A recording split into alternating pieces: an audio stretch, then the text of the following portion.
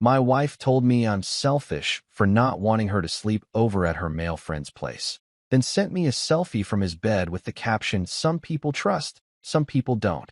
When I called her out, she mocked me on FaceTime in front of their whole group and said, "Get over yourself or get lost." Her friend messaged that I should grow a backbone if I want to date someone like her. Now she's saying she's giving me one last chance to chill out. But she's about to get the shock of her life. My name is Marcus Holloway, and apparently I'm the biggest piece of selfish garbage to ever walk this earth. At least that's what my wife Clara informed me last Tuesday night when I had the audacity, the absolute nerve, to suggest that maybe, just maybe, I wasn't thrilled about her spending the night at some dude's apartment. Yeah, I know. What a controlling monster I am, right? Picture this. I'm sitting in our living room, minding my own damn business, scrolling through Netflix trying to find something decent to watch that isn't another true crime documentary about serial killers who probably had better communication skills than my marriage. Clara walks in with that look, you know the one. That, "I'm about to drop a bomb and act like it's no big deal" expression that wives perfect somewhere between the engagement ring and the first joint bank account. "So Adrian needs some company tonight," she says, casual as ordering coffee. His roommate drama is really getting to him, and I figured I'd crash there. You know, moral support and all that. Now, I'm not the sharpest tool in the shed, but I'm also not completely brain dead. Adrian. Her friend Adrian. The same Adrian who's been sliding into her DMs for months with his sob stories and his "you're such an amazing listener, Clara" bullshit. The same Adrian who somehow always needs emotional support right around the time I'm working late or out of town. What a coincidence. Crash there. I repeated, because surely I misunderstood. Like, sleepover? At another man's place? And that's when Clara hit me with the look. Not the bomb-dropping look. This was worse. This was the "you poor, pathetic, insecure little man" look. The kind of look you'd give a toddler who's crying because their ice cream fell on the ground. "Marcus," she said, and I swear she practically rolled her eyes. "It's 2024. Men and women can be friends. If you can't handle that, maybe you need to work on your trust issues." Trust issues. There it was. The magic phrase that wives use when they want to make their husbands feel like controlling psychopaths for having basic boundaries. Like wanting your spouse to not sleep in other people's beds is some kind of Victorian-era nonsense that went out with corsets and the horse and buggy. "It's not about trust," I said, trying to keep my voice level. "It's about respect and appearances and the fact that you're married to me, not Adrian." That's when she laughed. Actually laughed. Not a little chuckle, but a full-on, head-thrown-back laugh like I'd just told her the funniest joke she'd ever heard. "Oh my God, Marcus. Listen to yourself. You sound like one of those cavemen who think they own their wives. This is exactly the kind of thinking that ruins marriages. Ruins marriages." The irony was so thick I could have cut it with a butter knife and served it for dinner. Here I am, trying to preserve what little dignity our relationship has left, and I'm the one ruining things. I'm not comfortable with this, Clara. That's all I'm saying. As your husband, I'm asking you not to do this. And as your wife, she shot back, I'm telling you that your comfort level isn't my problem. This is about you being selfish. Selfish. The word hit me like a slap across the face. Not insecure, not worried, not hurt, selfish. Like not wanting your wife to play house with another man makes you some kind of narcissistic monster. Like having expectations in a marriage is somehow a character defect. How is this selfish? I asked, genuinely confused at this point. How is asking my wife to respect our marriage selfish? Because you're putting your insecurities above my friendships. You're trying to control who I can and can't help. That's textbook selfish behavior, Marcus. Maybe you should look it up. Look it up. Like there's some manual somewhere titled, How to Be Okay with Your Wife Sleeping at Other Men's Houses, that I somehow missed reading. Maybe it's filed right next to 10 Ways to Smile While Your Marriage Goes Down the Toilet and The Joy of Public Humiliation, A Husband's Guide. But Clara wasn't done. Oh no, she was just getting warmed up. You know what your problem is? She continued, and I braced myself because nothing good ever follows that question. You don't trust me. After 5 years together, you still don't trust me. That says more about you than it does about me. There it was again. Trust. Like trust has anything to do with basic respect and boundaries. Like trust means you should be fine with your spouse doing whatever the hell they want because, hey, if you really trusted them, you wouldn't mind, right? This isn't about trust, Clara. It's about exactly what I said it's about, she interrupted. Your selfishness and your insecurity. And honestly, I'm getting tired of it. She grabbed her overnight bag that she'd apparently already packed before this conversation even started, and headed for the door.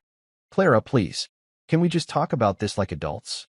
She stopped at the door and turned around, and for a second I thought maybe she was going to be reasonable. Maybe we could actually discuss this like two people who supposedly love each other. Instead, she smiled.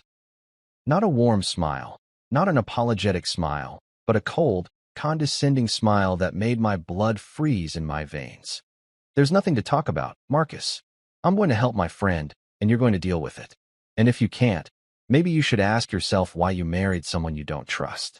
The door slammed behind her, and I stood there in our living room, staring at the space where my wife had just been, wondering what the hell had just happened. When did asking for basic respect become selfish? When did having boundaries become a character flaw?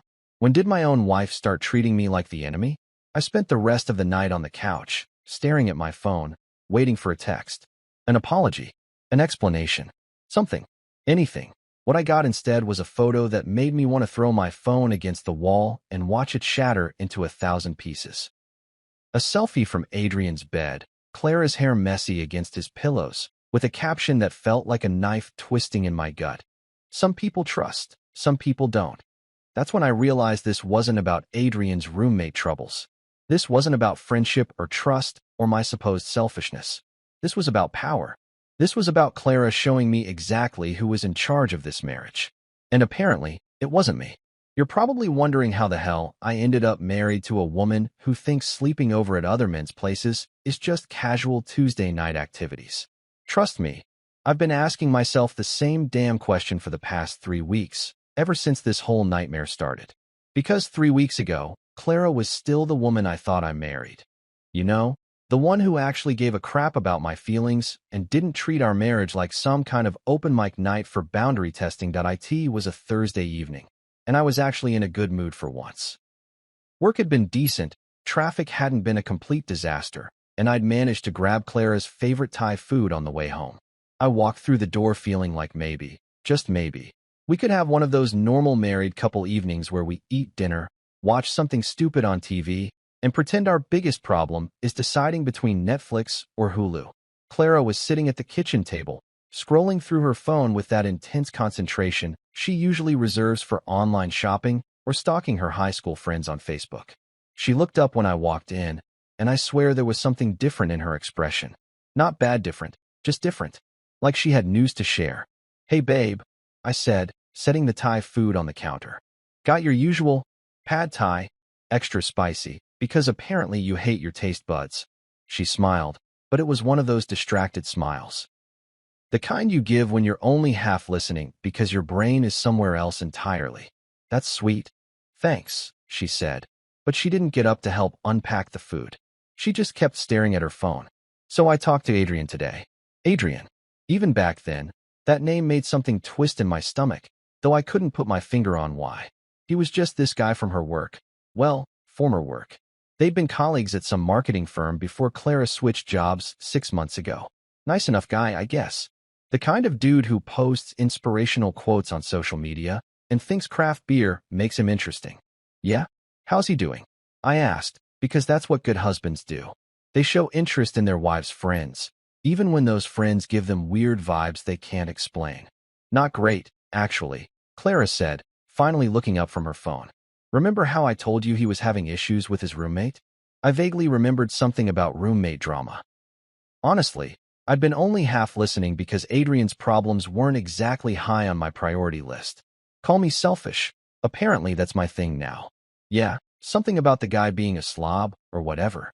It's worse than that, Clara said, and suddenly she had that tone. You know the one. The I'm about to ask for something and I really need you to be cool about it tone that every married man learns to recognize and fear. The roommate moved out. Just packed up and left in the middle of the night. Didn't pay his share of rent, didn't give notice, nothing. Adrian stuck covering the whole lease. and he's basically screwed financially. I started unpacking the food, waiting for the other shoe to drop. Because there's always another shoe when conversations start like this. That sucks, I said, because it did suck. I'm not completely heartless. What's he gonna do? Find a new roommate. He's trying. But you know how the rental market is right now. It could take months to find someone decent. In the meantime, he's basically eating ramen and stress for every meal. I handed her a container of pad thai and grabbed some forks from the drawer. Well, hopefully he figures something out soon. That's when Clara dropped it. I was thinking maybe I could help him out a little. You know, keep him company sometimes. Make sure he's not going completely crazy living alone. Keep him company. Now, I'm not a genius, but I've been married long enough to know that keep him company can mean a lot of different things. And something in Clara's tone made me think we weren't talking about the occasional coffee date or group hangout. What kind of company? I asked, trying to keep my voice casual. Just, you know, hanging out. Maybe staying over sometimes when he's really struggling. Moral support. There it was. The other shoe, dropping like a fucking anvil. Staying over. I repeated, because surely I'd misunderstood. Like, sleeping there? Sometimes, yeah. When he really needs the support. You know how lonely it can get when you're stressed about money and living alone. I sat down at the table, trying to process what she was saying. My wife wanted to have sleepovers with another man. Not occasionally, not in emergencies, sometimes. As in, this was going to be a regular thing. Clara, I said carefully, he's a grown man. He can handle being alone. That's a pretty heartless thing to say, Marcus. He's going through a rough time. Heartless. Strike one against my character, apparently. I was selfish and heartless. What a catch I was turning out to be. I'm not being heartless. I'm being practical. There are other ways to help someone without. I paused, trying to find the right words. Without sleeping at their place. Clara's fork stopped halfway to her mouth. Without what? Being a good friend. Without crossing boundaries that married people probably shouldn't cross. The temperature in the room dropped about 20 degrees. Clara set down her fork and gave me that look. The one that says I'd just revealed myself to be a Neanderthal who probably thinks women shouldn't vote. Boundaries, she repeated, like the word tasted bad. What boundaries exactly? The kind where married people don't spend the night at other people's houses. Especially other people of the opposite sex. Call me old-fashioned. I'll call you insecure, Clara shot back. Adrian is my friend. A friend who needs support. If you trusted me, really trusted me, this wouldn't be an issue. Trust. There was that magic word again. The conversation killer. The relationship ender. The thing that supposedly trumps all common sense and basic respect. This isn't about trust, Clara. This is about what's appropriate. According to who? According to some outdated rulebook about how married people should act. According to me. Your husband. The person you're supposed to care about disappointing. Clara laughed, but it wasn't a happy sound. So now I'm supposed to let my friend suffer because you're uncomfortable? That's incredibly selfish, Marcus. Selfish again. Apparently wanting my wife to not play house with other men made me the most self-centered bastard on the planet. How is this selfish? How is asking my wife to respect our marriage selfish? Because you're putting your feelings above someone else's genuine need for help. That's literally the definition of selfish. I stared at her, wondering when my wife had turned into a stranger. When had caring about our marriage become a character defect? When had having expectations become unreasonable? So you're going to do this, I said. It wasn't a question. I'm going to help my friend, yes. And if you can't handle that, maybe you need to figure out why you don't trust me. That night, Clara made her announcement over dinner like she was discussing weekend plans. She was going to start helping Adrian out by staying over whenever he needed company. Not asking for permission, not seeking compromise. Just informing me of her decision. And that's how I learned that my marriage had apparently become a dictatorship, and I definitely wasn't the one in charge. Friday night rolled around like a freight train heading straight for my sanity. Clara spent the entire day acting like everything was perfectly normal, humming while she packed her little overnight bag like she was going to visit her freaking grandmother instead of sleeping over at another man's place. She even asked me to help her pick out pajamas. Pajamas. For another man's house. The audacity was so breathtaking I almost had to sit down. What do you think? She said, holding up two different sets, the blue ones or the pink ones with the little cats. I stared at her like she'd just asked me to help her plan my own funeral. Are you seriously asking me to help you pick out sleepwear for your night with Adrian? It's not a night with Adrian, she said with that exaggerated patience, like she was explaining basic math to a particularly slow kindergartner. It's helping a friend who's going through a tough time. There's a difference. The only difference I see is the mental gymnastics you're doing to make this sound normal.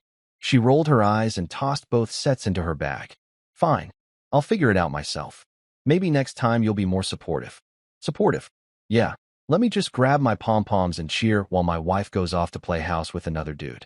Go team infidelity. The whole afternoon felt surreal, like I was watching my marriage fall apart in slow motion while everyone pretended it was just another Friday. Clara spent an hour doing her hair for a platonic sleepover, and even put on that perfume I bought her for our anniversary. You know, the expensive stuff she usually saves for date nights and special occasions. Apparently, moral support for Adrian qualified as a special occasion now. So what's the plan exactly? I asked as she was getting ready to leave. Movie night. Pillow fights. Braiding each other's hair. We'll probably just watch Netflix and talk, she said, not even bothering to look at me as she checked her reflection one more time. He's been really stressed about the money situation. Right. And this stress can only be relieved by you sleeping in his bed. Clara whipped around, and for a second I thought maybe, just maybe, she was going to realize how insane this whole thing sounded. Instead, she gave me that condescending smile that made me want to throw something.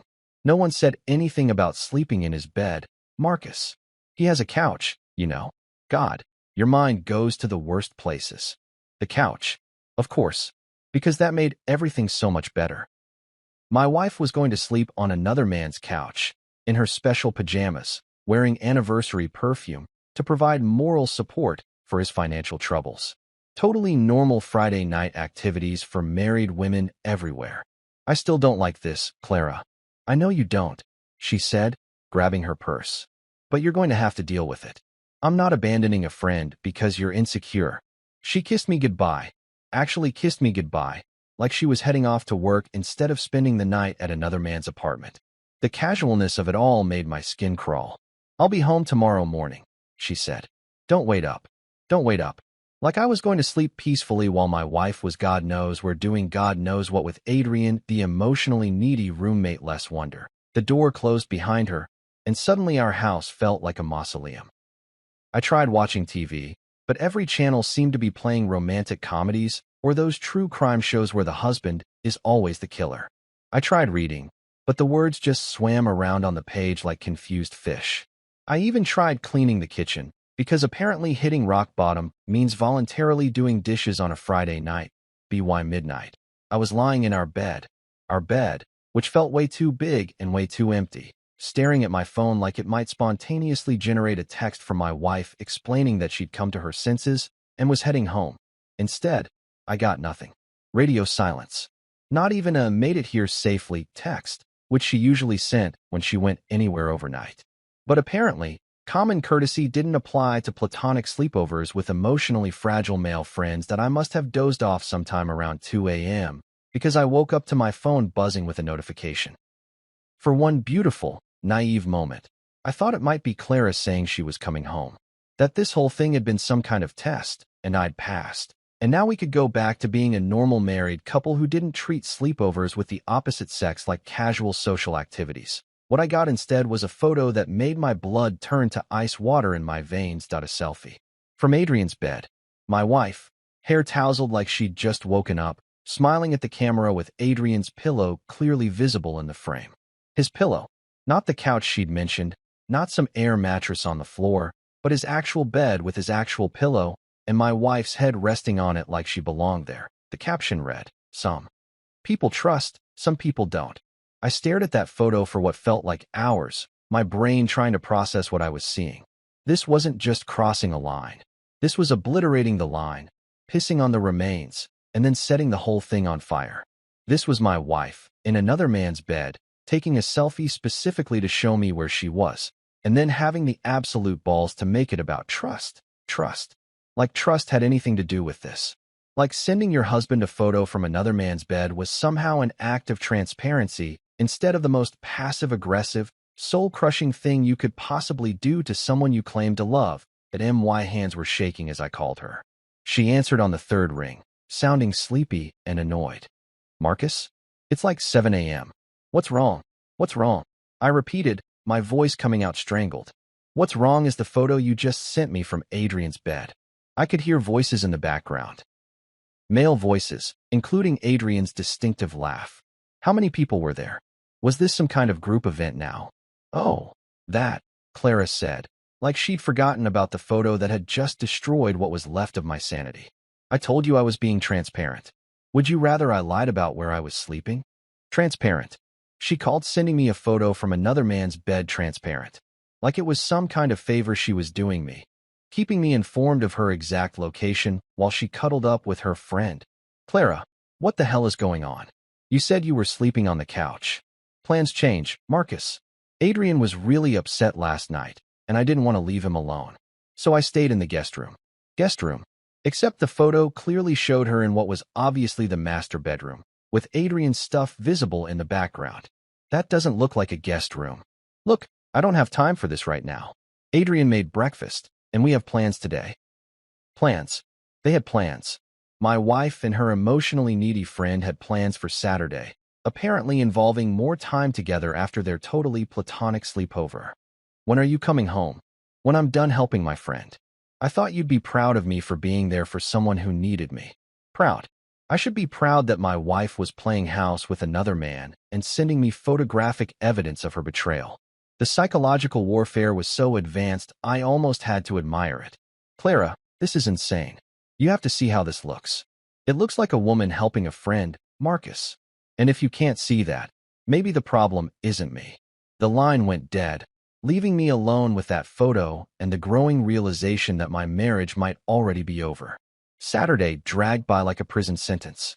I spent the day alternating between staring at that goddamn photo and trying to convince myself that maybe I was overreacting. Maybe there was some reasonable explanation for why my wife was sending me selfies from another man's bed with captions about trust. Maybe I was just being paranoid, insecure, selfish. All those lovely adjectives Clara had been throwing around lately. By Sunday evening, I'd worked myself into a state where I was almost ready to apologize. Almost. Because that's what years of marriage does to you. It makes you question your own sanity when your spouse starts acting like a complete stranger. Maybe Clara was right. Maybe I was being controlling. Maybe normal husbands were totally cool with their wives having sleepovers with other men and sending bed selfies like it was some kind of Instagram trend I'd missed. Then my phone rang. FaceTime call from Clara. Finally, I thought. Maybe she'd realized how messed up this whole situation was. Maybe she was calling to apologize, to explain, to come home and pretend this nightmare had never happened, that I should have known better. I answered the call and immediately knew something was wrong. Clara's face filled the screen, but she wasn't alone in the frame. Behind her, I could see what was obviously Adrian's living room. I recognized it from the couple of times we'd all hung out as a group, back when I thought he was just some harmless work friend instead of a homewrecker in training. Hey Marcus, Clara said, and her voice had that fake cheerful tone that meant trouble. How was your day? Fine, I said carefully, because I could sense this was some kind of setup. How was yours? Oh, amazing. Adrian and I went to that farmer's market downtown. Then we hit up that new brunch place everyone's been talking about. It was so nice to have a relaxing day. A relaxing day. While I'd been home alone, wondering if my marriage was imploding, my wife had been out on what sounded suspiciously like a date with her friend. But that wasn't even the worst part. The worst part was the audience. As Clara kept talking about her wonderful day with Adrian, I started noticing more faces in the background. Adrian himself appeared behind her shoulder, giving the camera a little wave like we were all best buddies. Then there was another guy I didn't recognize, probably one of Adrian's roommates or friends, and a girl with purple hair who seemed to find something hilarious about the whole situation. Who's all there? I asked, because this was starting to feel less like a private conversation and more like some kind of twisted performance. Just some friends, Clara said breezily. We were all hanging out, and I thought I'd give you a call. Say hi, everyone. And that's when my world tilted completely off its axis that a chorus of voices from behind Clara called out, Hi, Marcus. Like this was the most normal thing in the world. Like it was totally routine for my wife to FaceTime me from her boyfriend's apartment while surrounded by his friends.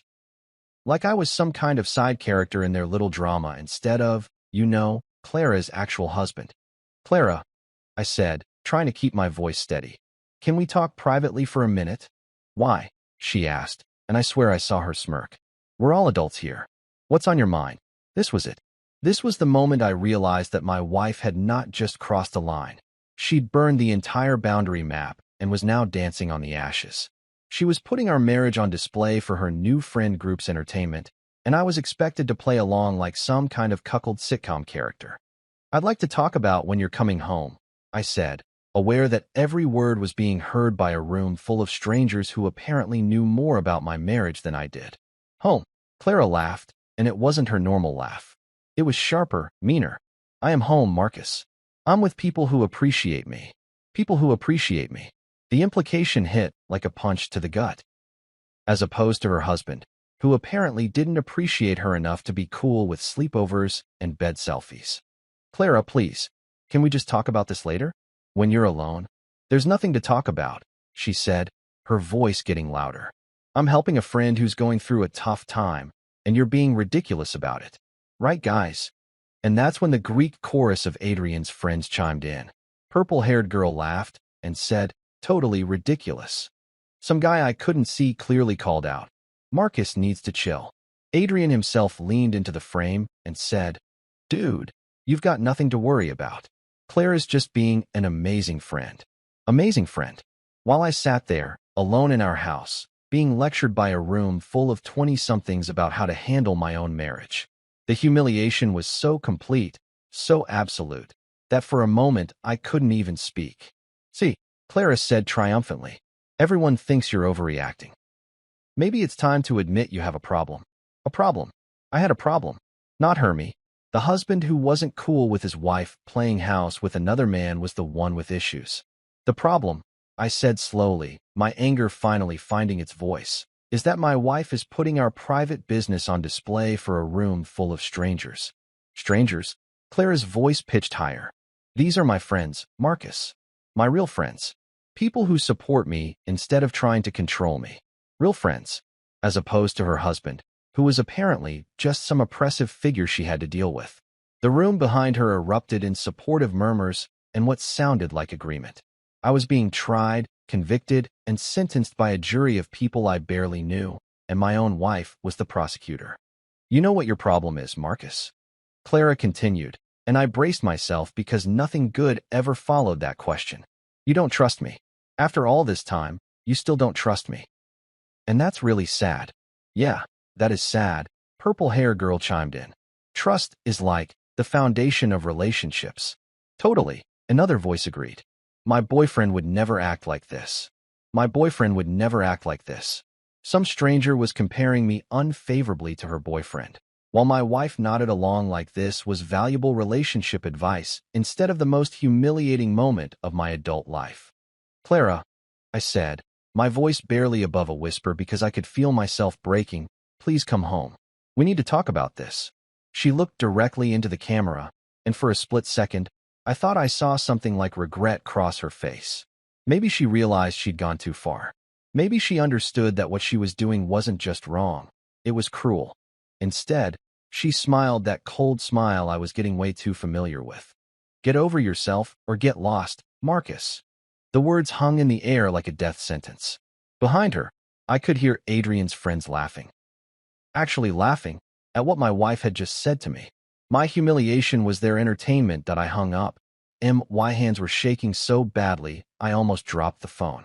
In the span of a 5-minute FaceTime call, my wife had essentially ended our marriage in front of an audience of strangers who thought the whole thing was hilarious. Get over yourself or get lost. Message received. Clara. Loud and clear. I spent the rest of Sunday night in what I can only describe as a state of shell shock. You know that feeling when you've been in a car accident, and you're sitting there afterward wondering what the hell just happened?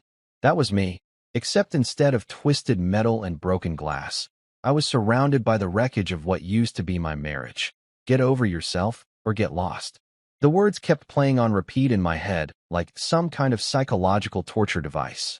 My wife, the woman who used to text me heart emojis when I brought her coffee in bed, had just told me to get lost. In front of an audience. while they laughed that I tried everything to distract myself. Channel surfed through 200 stations of garbage, cleaned the already clean kitchen, even considered calling my mom, which shows you just how desperate I was getting. But nothing worked. Every 5 minutes, I'd pick up my phone and stare at that last photo Clara had sent, the bed selfie with its passive-aggressive caption about trust.by Monday morning. I felt like I'd been hit by a truck. Scratch that. I felt like I'd been hit by a truck driven by my own wife while her new friends cheered from the sidewalk. I dragged myself to work, told anyone who asked that I was coming down with something, and basically spent 8 hours staring at spreadsheets while my brain replayed the previous night's humiliation on an endless loop that I was just getting ready to leave the office when my phone buzzed with a text from a number I didn't recognize. For a split second, my heart jumped. Maybe it was Clara, texting from someone else's phone to apologize. Maybe she'd realized she'd gone completely insane and was ready to come home and pretend this whole nightmare had never happened. Instead, I got this. Hi Marcus, this is Mara. We met at Adrian's a while back. I think we need to talk. Mara. It took me a second to place the name, but then I remembered.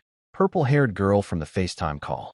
One of Clara's new real friends, who'd been laughing while my marriage imploded for their entertainment. What the hell could she possibly want to talk to me about? I almost deleted the message without responding. Almost. But curiosity got the better of me, and honestly, at this point I figured things couldn't get much worse. What about? I texted back. Her response came immediately, like she'd been sitting there waiting for me to reply. About Clara. And about you. I think you should know what people are saying. What people are saying. Great. So now my personal business was apparently the hot topic of conversation among Adrian's little circle of friends. I could just imagine them sitting around, dissecting my marriage like it was some kind of reality TV show. I don't really care what people are saying. I typed, which was a complete lie. I cared way too much, and we both knew it. You should care. Because it's not good. Not good. Like I needed someone to tell me that having your wife publicly humiliate you wasn't good for your reputation. Against my better judgment, I found myself typing, go ahead. What came next was a series of texts that made me want to throw my phone out my office window and then jump out after it. Look, I like Clara, but she's been telling everyone about your trust issues and how controlling you are. She's painting you as this super insecure husband who won't let her have male friends. Trust issues. Controlling. Insecure.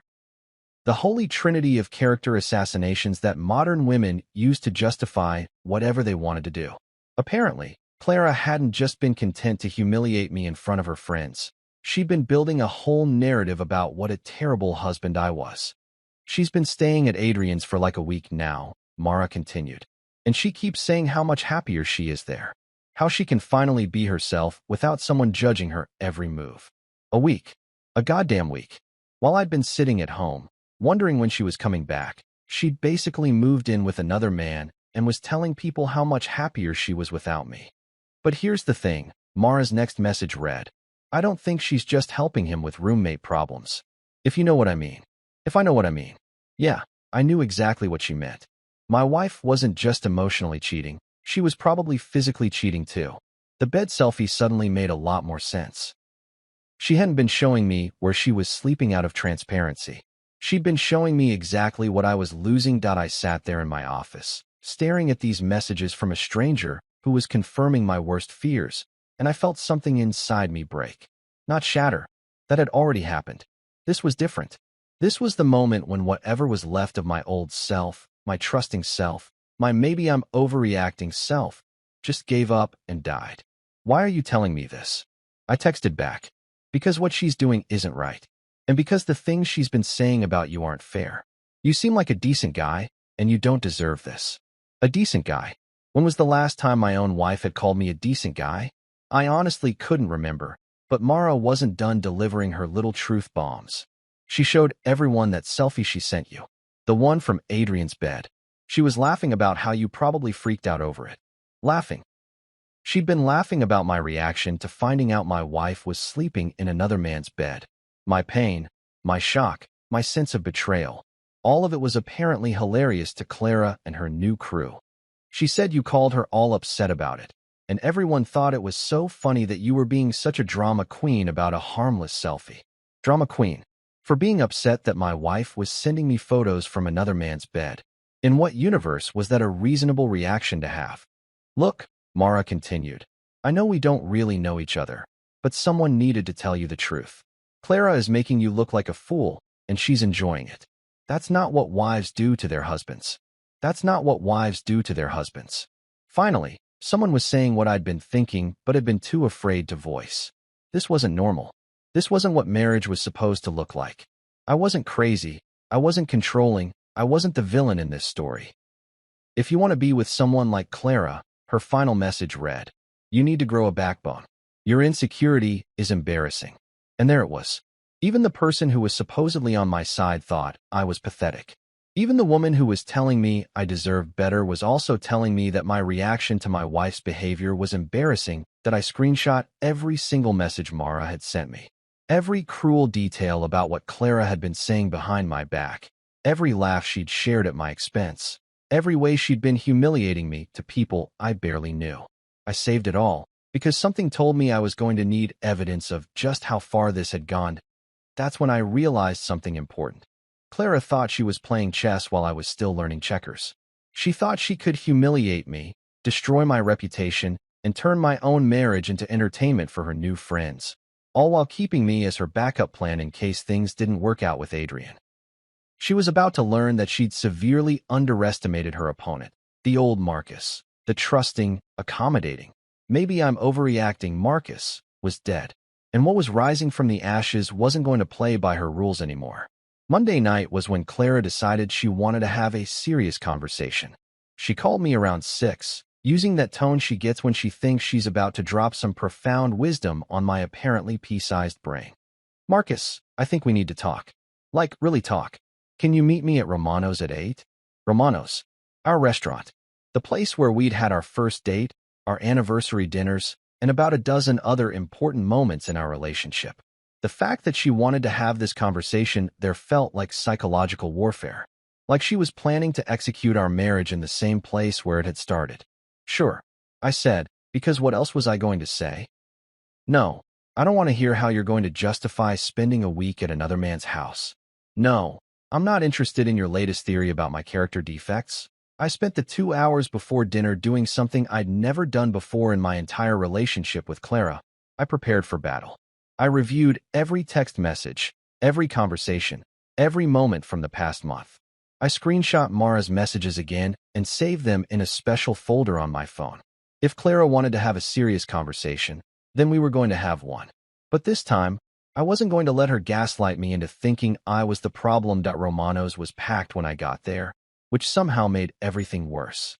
All these happy couples enjoying their Monday night date nights, completely oblivious to the fact that they were about to witness a marriage implode over the breadbasket.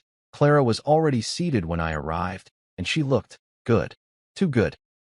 Her hair was perfect, her makeup was flawless, and she was wearing that blue dress I'd bought her for her birthday.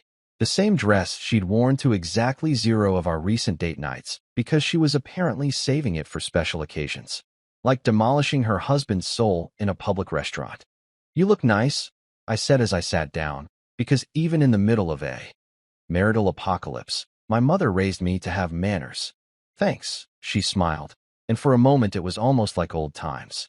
Almost like we were just a normal married couple having dinner instead of 2 people about to duke it out over the appetizer menu. We ordered drinks.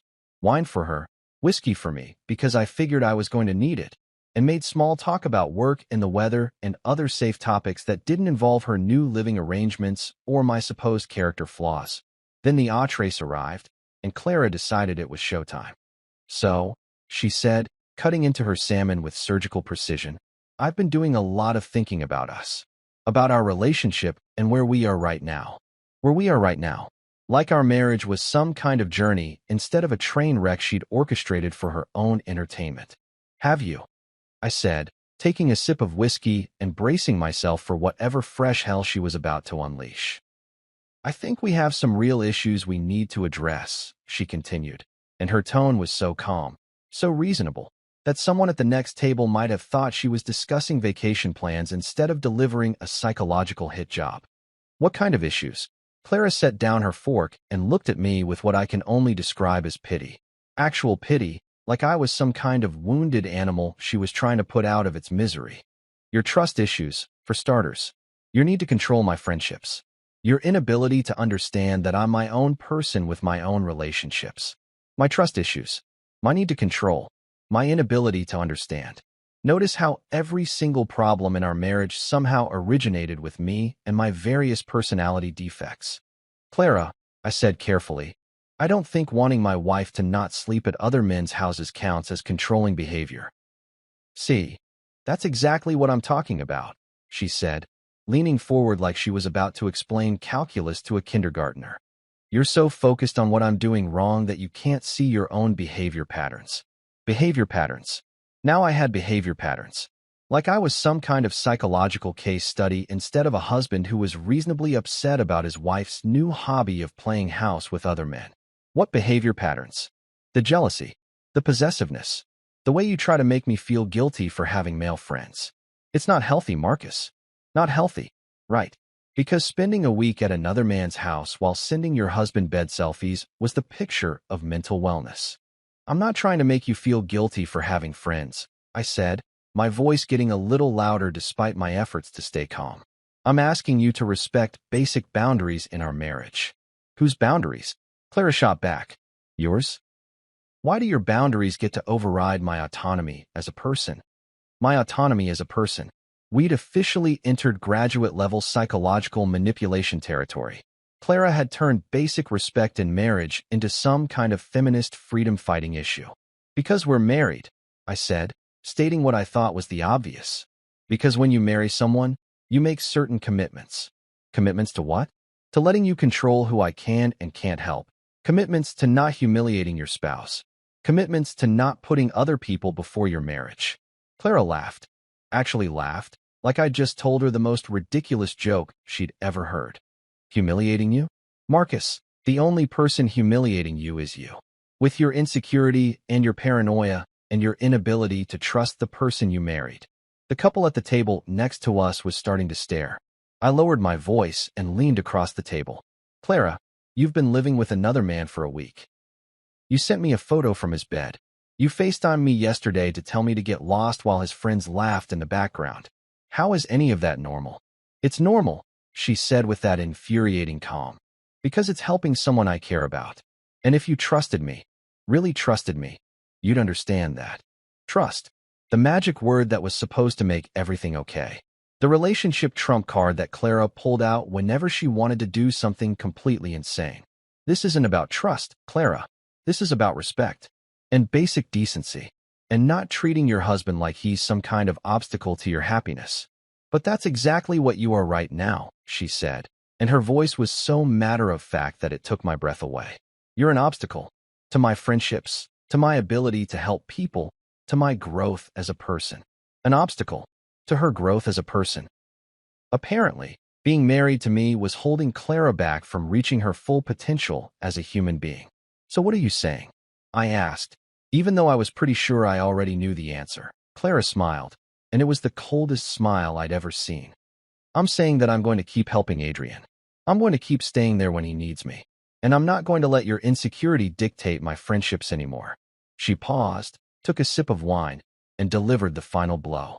I won't let your insecurity dictate my life, Marcus. I'm done walking on eggshells around your feelings. The restaurant suddenly felt very quiet, despite being full of people. I sat there, staring at my wife, realizing that she'd just declared war on our marriage and somehow made it sound like an act of personal liberation. So that's it, I said. You've made your decision, and I just have to live with it. You have to decide what kind of husband you want to be, Clara said. The kind who supports his wife, or the kind who tries to control her. She was giving me an ultimatum, dressed up as a choice. Accept her new lifestyle, or be labeled as controlling and insecure forever. That's when I realized that Clara wasn't trying to save our marriage. She was trying to end it while making me the villain. I drove home from Romano's in complete silence, not even bothering to turn on the radio. The quiet felt appropriate somehow, like the soundtrack to the death of everything I'd thought I knew about my marriage. Clara's words kept echoing in my head. You have to decide what kind of husband you want to be. The manipulative brilliance of it was almost admirable. She'd managed to frame her betrayal as my choice, like I was the one holding the nuclear button. When I got home, I sat in my car in the driveway for probably 20 minutes, just staring at our house. Our house. Except it didn't feel like ours anymore. It felt like mine. The place where I lived alone while my wife played house with another man and called it personal growth. That I finally went inside and poured myself 3 fingers of the good whiskey, the bottle we'd been saving for special occasions. Figured the death of my marriage qualified as special enough. Then I did something I'd never done before in my entire adult life. I started planning for war. See, here's what Clara didn't understand about me. She thought I was just some pushover who'd roll over and accept whatever scraps of attention she was willing to throw my way. She thought I'd keep begging and pleading and trying to convince her to respect our marriage while she ran around town humiliating me for sport. She thought I was weak. She was about to learn just how wrong she was. I pulled out my laptop and started making lists. Not the kind of crazy, obsessive lists that unhinged people make when they're planning revenge. Professional lists. Organized lists. The kind of lists that successful people make when they're preparing to win. First list, assets. I went through everything we owned together, everything that would need to be divided if, when, this marriage ended. The house, which thank God was in my name alone because I'd bought it 2 years before we got married. The cars, mine was paid off. Hers still had 3 years of payments left. Bank accounts, retirement funds, all the boring financial stuff that suddenly seemed very important. Second list, evidence. Screenshots of every text, every photo, every cruel message Clara had sent me over the past few weeks. The bed selfie with its passive-aggressive caption. Mara's messages detailing how Clara had been trash-talking me to her new friends. The FaceTime humiliation from Sunday night. I couldn't record that, but I could document the date, time, and witnesses. Third list, people I needed to call. My lawyer friend Thomas from college, who'd been handling divorces for the past 10 years and had always told me to call if I ever needed anything. My accountant, who could help me figure out how to protect my assets. My therapist. Yeah, I had a therapist, because apparently being married to Clara required professional mental health support. By midnight, I had a plan. Not a revenge fantasy, not some dramatic gesture designed to win Clara back, but an actual, practical plan for protecting myself and my future. It felt good. It felt powerful. For the first time in weeks, I felt like I had some control over my own life. Tuesday morning, I called in sick to work. Not because I was actually sick, but because I had important business to handle, and sitting in meetings while my marriage imploded wasn't exactly productive. First stop, Thomas's office. Marcus. Thomas stood up when I walked into his law firm, genuinely happy to see me. Man, it's been forever. How's married life treating you? That's actually why I'm here, I said, and his smile faded immediately. He'd heard that tone before from about 1,000 other clients. Ah, shit. Okay, let's talk. I spent the next 2 hours laying out everything. The sleepovers, the bed selfie, the public humiliation, Clara's declaration that she was going to keep doing whatever she wanted regardless of how I felt about it. Thomas listened without interrupting, taking notes and occasionally shaking his head. Jesus, Marcus, he said when I finished. She's really doing a number on you, isn't she? Is it as bad as I think it is? Worse, Thomas said bluntly. She's basically moved in with another man while making you look like the controlling asshole for objecting to it. That's some next-level psychological manipulation right there. It was weirdly comforting to hear a professional confirm that I wasn't losing my mind. What are my options? Well, the good news is you're in a pretty strong position. House is in your name. You've got evidence of her affair, because let's call this what it is, and she's been stupid enough to document her own bad behavior. So if I wanted to file for divorce, you could file tomorrow if you wanted. No fault state, so you don't even need to prove adultery, but having it doesn't hurt. Especially if she tries to claim spousal support. Spousal support. The idea of paying Clara alimony while she shacked up with Adrian was so absurd I almost laughed. How long would it take? 6 months minimum, but probably closer to a year if she fights it. Unless what? Thomas grinned, and I remembered why he was so successful at his job. Unless she doesn't see it coming. If we can get everything filed and served before she knows what's happening, we might be able to catch her off guard. Sometimes that leads to quicker settlements. Catch her off guard. I like the sound of that. What would that look like? You go home, Act normal. Don't let on that anything's changed. Meanwhile, I prepare all the paperwork. When everything's ready, we serve her and file simultaneously. She wakes up one day to find out her marriage is over and her husband isn't the pushover she thought he was. It was beautiful in its simplicity.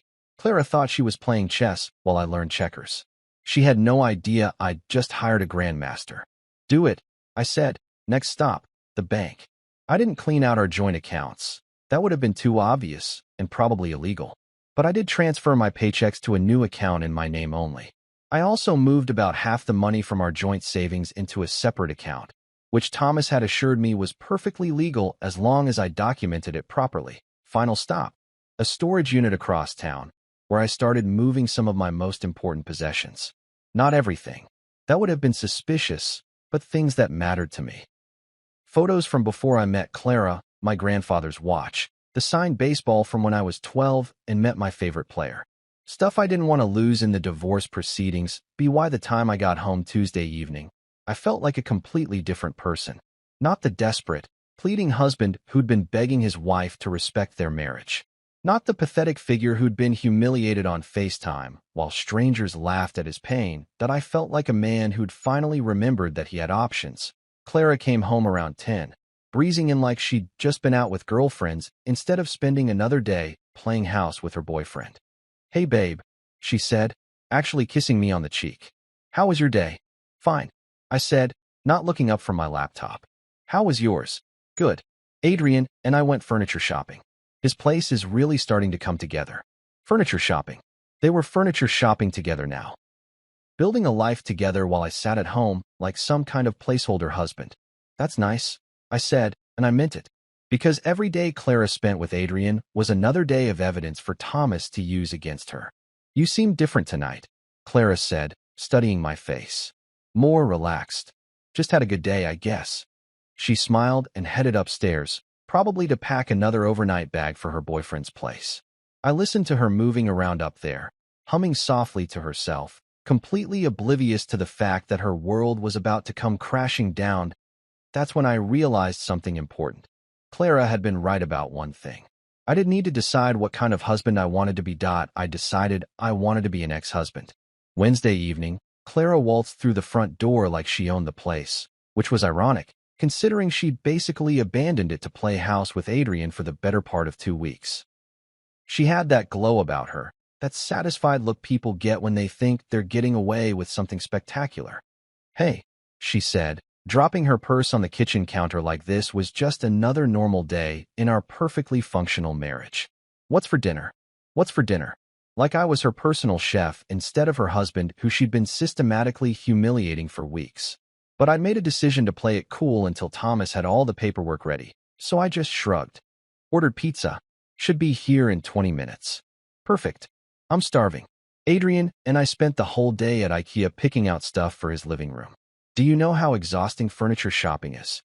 Furniture shopping. Again. Yesterday, it was furniture shopping. Today, it was more furniture shopping.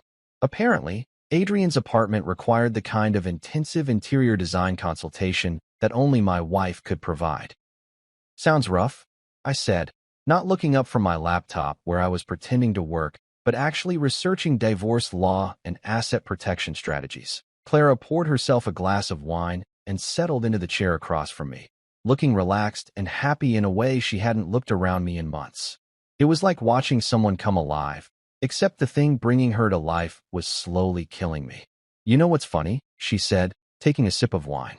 "Adrian was asking about you today." "Was he?" "He feels really bad about this whole situation. He thinks you hate him."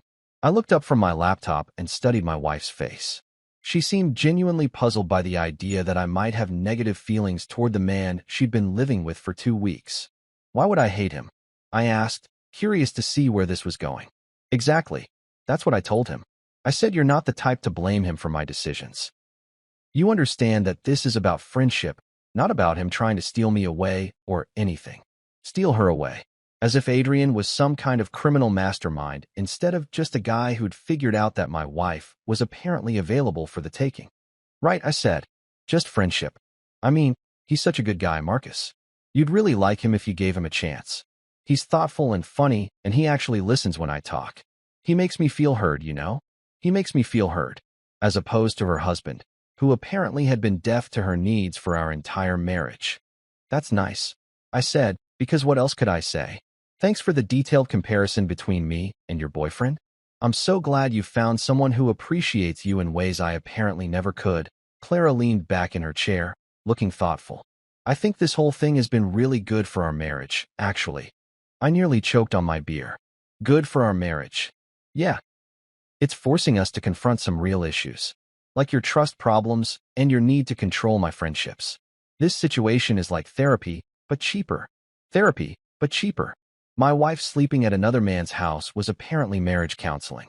The mental gymnastics required to reach that conclusion should have qualified for the Olympics. Interesting perspective, I said. I feel like I'm finally being myself again. For the first time in years, I don't feel like I have to walk on eggshells around someone's insecurities. Someone's insecurities. Not my insecurities, someone's. Like I was just some generic anxious person instead of her husband who had legitimate concerns about her behavior. That's when I decided to conduct a little experiment.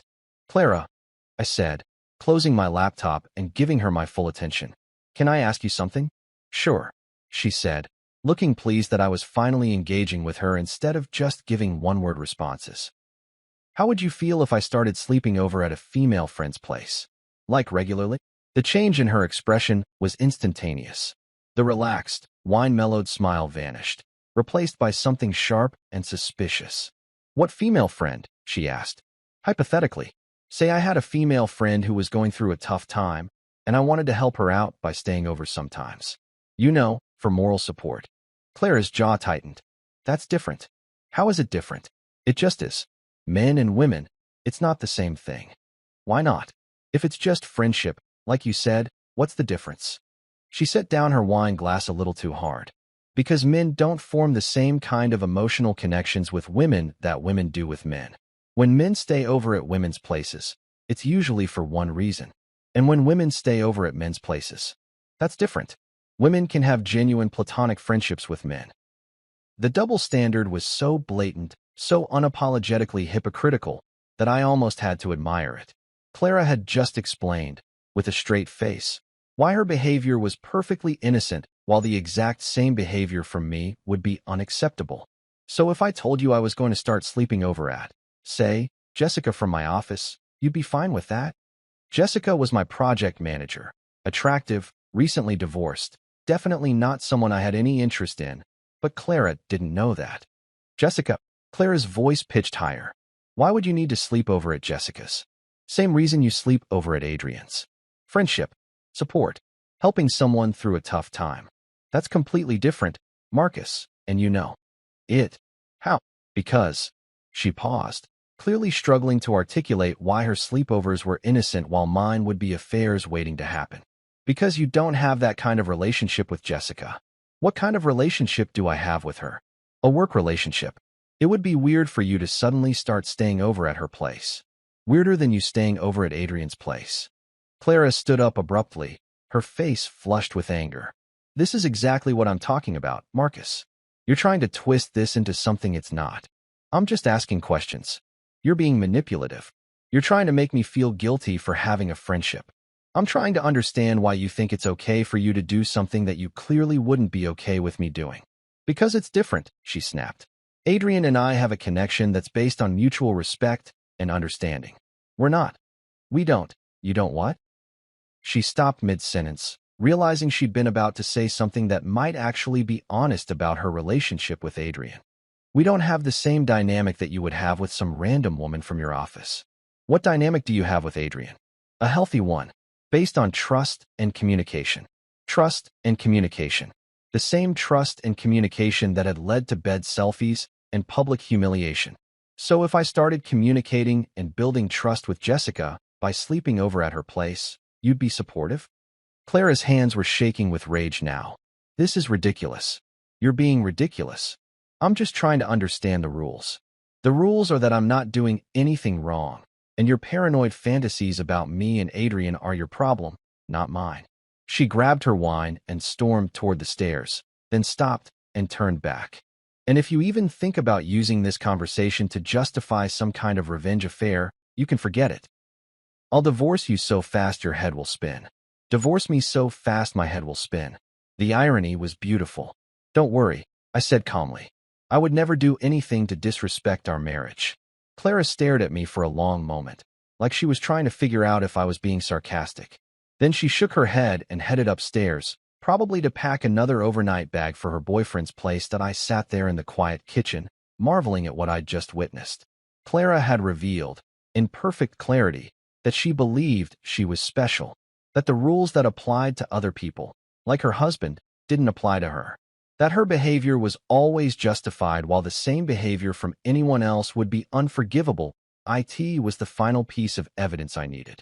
Not for Thomas, he already had plenty, but for myself. The last tiny doubt about whether I was doing the right thing had just evaporated. Clara thought she was untouchable. She thought she could have her cake and eat it too, keeping me as her backup plan while exploring her options with Adrian. She was about to learn that some rules apply to everyone. Friday afternoon, Clara FaceTimed me from what had clearly become her second home. I was sitting in my office, pretending to review quarterly reports while actually reviewing the divorce papers Thomas had just messengered over. The timing couldn't have been more perfect. Her face filled my phone screen, and she was practically glowing with that self-satisfied happiness that had become her default expression lately. Behind her, I could see Adrian's living room. Apparently their furniture shopping expeditions had paid off, because the place looked like something out of a home decorating magazine now. "Hey babe," she said, and I noticed she was wearing a top I'd never seen before. "How's your day going?" "Pretty good," I said, which was the understatement of the century. "How's yours?" "Amazing." Adrian surprised me with lunch from that new sushi place downtown, and then we went to that art gallery I've been wanting to check out. It was so romantic. I mean, so nice. Such a nice, friendly gesture. Romantic. She'd actually said romantic before catching herself and changing it to nice, friendly gesture. The Freudian slip was so perfect I almost laughed out loud.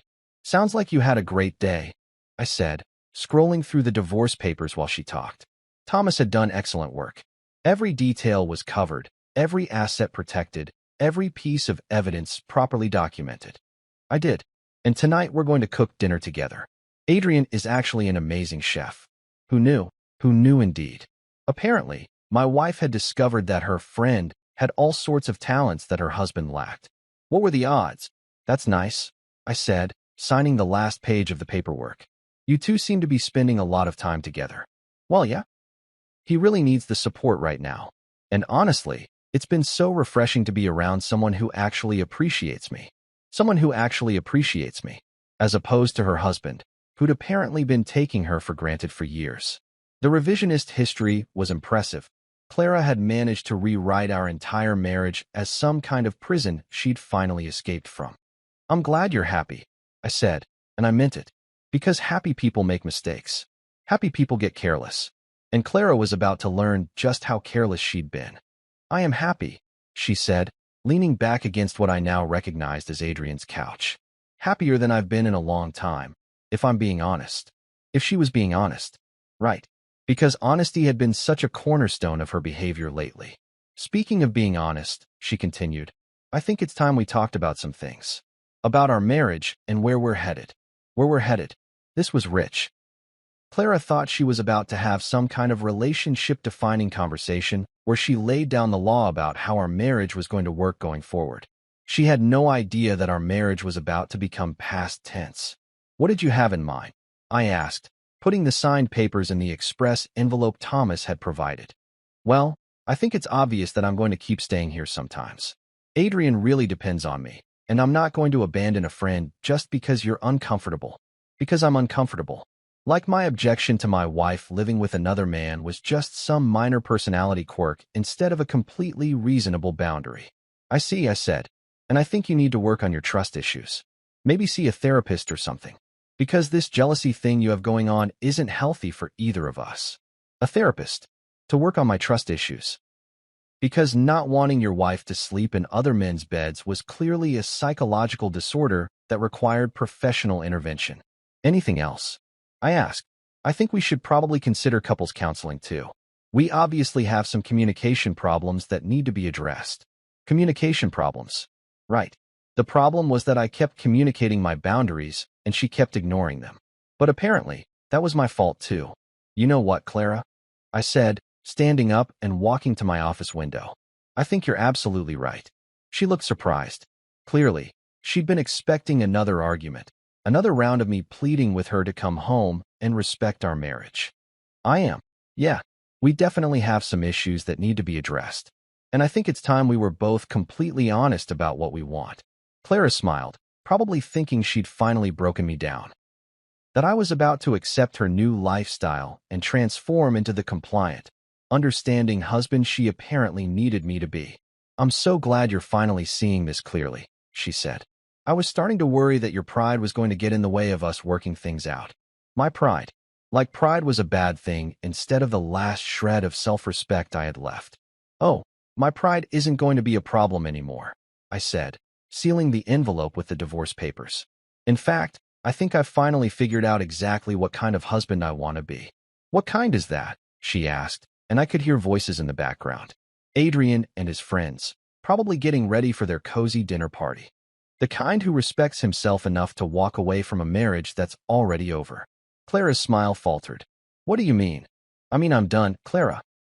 I'm done with the sleepovers, done with the humiliation, done with being treated like some kind of obstacle to your happiness.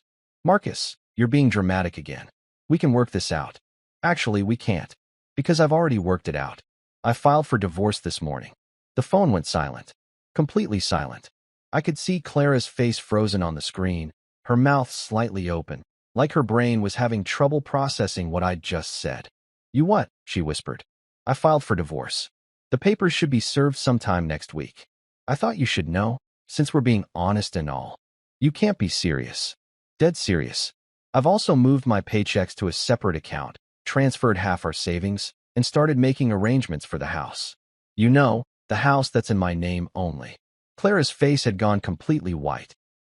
Behind her, I could see Adrian and his friends looking confused and concerned, probably wondering why she looked like she'd just seen a ghost. Marcus, this is insane. You can't just file for divorce because you're having trust issues. I'm not filing because of trust issues, Clara. I'm filing because my wife has been living with another man for 2 weeks, sending me photos from his bed, and telling me to get lost when I object to it. It's not what it looks like. It's exactly what it looks like.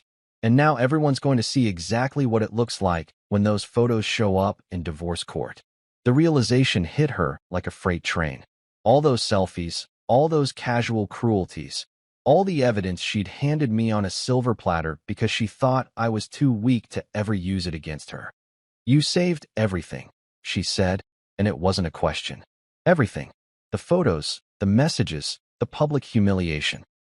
My lawyer was particularly interested in that FaceTime call where you told me to get lost while your boyfriend's friends laughed. Adrian isn't my boyfriend. Tell it to the judge, Clara. I'm sure they'll find your living arrangement very interesting. I hung up before she could respond, cutting off her shocked face in the chaos that was probably erupting in Adrian's perfectly decorated living room. That MY phone immediately started buzzing with calls and texts, but I ignored them all. I had an envelope to mail and a new life to start building. Clara had wanted to test how far she could push me. She'd just found out. 3 weeks later, I'm sitting in my own house. My house, legally and officially now. Drinking coffee from my favorite mug and watching the sun rise through windows that don't have Clara's gauzy curtains anymore. It's amazing how much brighter everything looks when you're not constantly squinting through someone else's decorating choices. My phone buzzes for probably the 15th time this morning. Another text from Clara, another variation on the same desperate theme that's been playing on repeat since the divorce papers were served. This one reads, Marcus, please call me. We can fix this. I made a mistake. Adrian was never anything more than a friend, I swear. Adrian was never anything more than a friend. Right. A friend she lived with, shared a bed with, went furniture shopping with, and called romantic before catching herself.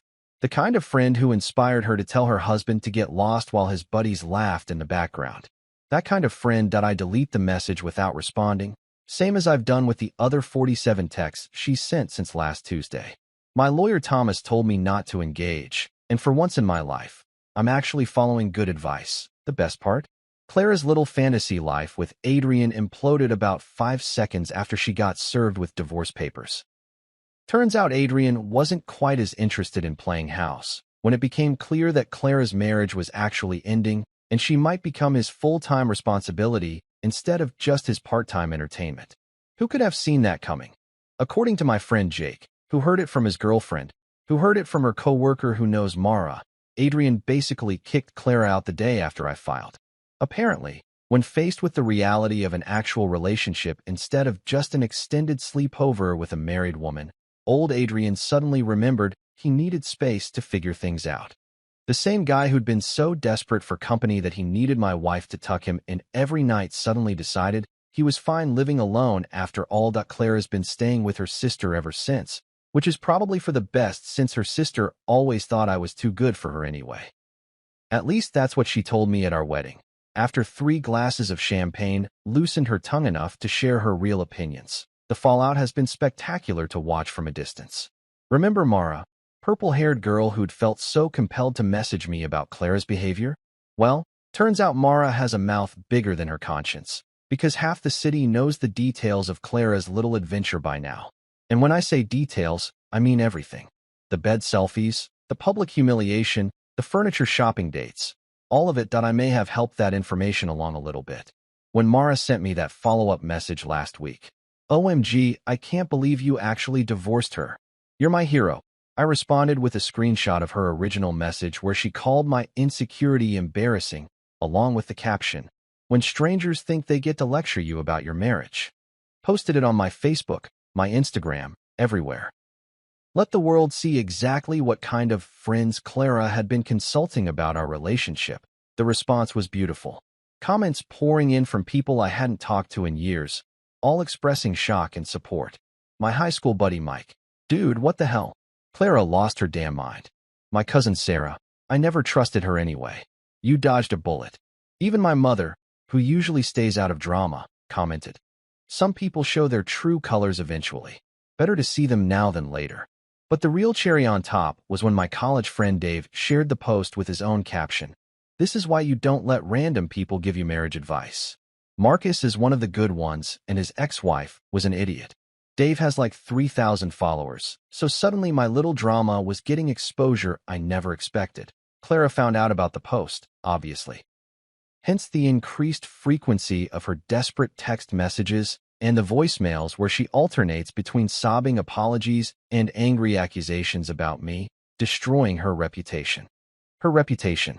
The woman who sent her husband photos from another man's bed is worried about her reputation. The irony is so thick you could cut it with a chainsaw. But here's the thing that really gets me. She still doesn't think she did anything wrong. Even now, even after losing her marriage, her boyfriend, and most of her social circle, Clara's texts still contain phrases like, "I was just helping a friend, and you never trusted me." She's managed to frame her own behavior as some kind of noble sacrifice that I was too insecure to appreciate. The psychological gymnastics required to maintain that level of self-deception should qualify for a gold medal. Meanwhile, I'm thriving. Actually thriving, not just pretending to thrive for social media. I started going to the gym again. Something I'd given up because Clara always complained that it took time away from us. Turns out there wasn't much of an us to take time away from anyway. That I reconnected with friends I'd lost touch with during my marriage. Funny how many people you stop seeing when your wife thinks your social life should revolve entirely around her needs and preferences. Now I'm back to having guys' nights, poker games, all the stuff Clara used to roll her eyes at because apparently male friendship was somehow less important than her emotional support missions. I even went on a date last weekend. Sarah, a nurse from my gym, asked me out for coffee. Coffee turned into dinner. Dinner turned into a long walk where we actually talked about things that mattered instead of me walking on eggshells around someone's feelings. She laughed at my jokes. Actual laughter, not the patronizing chuckle Clara had perfected whenever I tried to be funny. The best part? Sarah thinks the whole Clara situation is insane. When I told her the story, edited for first date appropriateness, her exact words were, "What kind of woman sends her husband photos from another man's bed? That's not naive. That's cruel." Finally, someone with common sense. Thomas says the divorce should be finalized within the next month. Clara initially tried to fight it, hired some lawyer who apparently promised her she could get spousal support and half the house. That lasted exactly one meeting, When her lawyers saw the evidence we had compiled and basically told her to take whatever settlement I was offering and run. The settlement is generous, by the way. I'm not vindictive, just done. She gets her car, half the savings account, and enough money to get back on her feet. What she doesn't get is my house, my retirement account, or any ongoing financial support. Amazing how easy divorce becomes when you have documentation of your spouse's affair and their own photos to prove it. That Clara's sister called me yesterday, actually. Apparently, Clara has been crying nonstop and keeps asking if there's any chance I'd take her back. Her sister wanted to know if I'd consider talking to her, just to give her some closure. Closure. Like I owe Clara anything at this point. That I told her sister the same thing I'd tell Clara if she had the courage to ask me directly. I'm not interested in relitigating a marriage that ended the moment my wife chose another man's bed over her husband's respect. Some people might think I'm being harsh. Some people might say I should have tried harder, fought for my marriage, been more understanding of Clara's friendship with Adrian. Those people can kiss my ass. I spent years being the understanding husband, the accommodating partner, the guy who bent over backward to make someone else happy while my own needs got ignored. And what did it get me? A wife who thought my boundaries were suggestions and my feelings were obstacles to her personal growth. Now I'm free. Actually free. Free to date someone who thinks my concerns matter. Free to have friends who don't think my marriage is their entertainment. Free to live in my own house without worrying about what passive-aggressive landmine is waiting for me when I get home. Clara wanted to test how far she could push me. She wanted to see if she could humiliate me into accepting whatever scraps of respect she was willing to throw my way. She pushed too far, and now she's the one left holding the wreckage of a life she destroyed for a man who didn't even want her once the novelty wore off. They say living well is the best revenge. Turns out they're absolutely right, that I'm living very well indeed.